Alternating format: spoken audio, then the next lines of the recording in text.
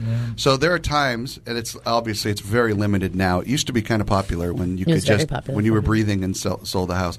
But now you've got these for sale. But how are there any people that are crazy enough to try to buy their house on their own? Have you ever seen that, Frank? I've seen the selling side, but have you ever seen buying by owner or whatever? No, because some people might go out and use a trusted attorney or counsel or something like that, because an attorney can help you buy. A lot of attorneys have a broker's license, even, but not really. I haven't really heard anybody lately that just straight out bought the house on their own. Maybe they use the agent listing the house, but the only time I've encountered that is if somebody's living in the home and they're renting the home and they want to buy the home they're renting in.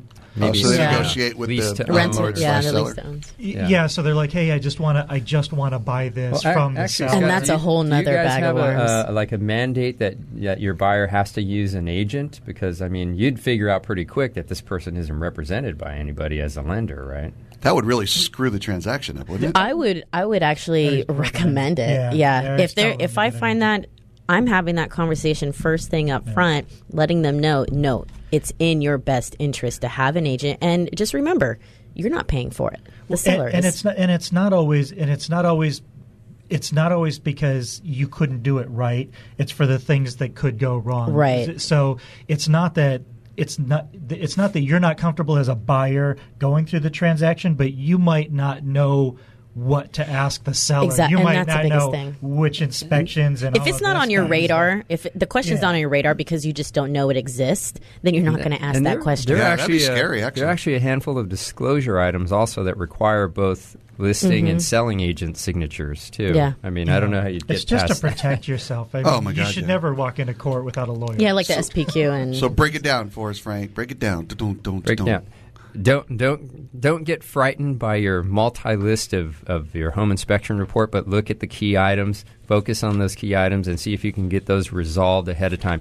If you can't and you're uncomfortable, then honestly, walk away. Mm-hmm. Walk away. Walk away. Walk away. Just walk away, just Renee. walk away, Renee. That's it. That one. How can you know that? You're a child.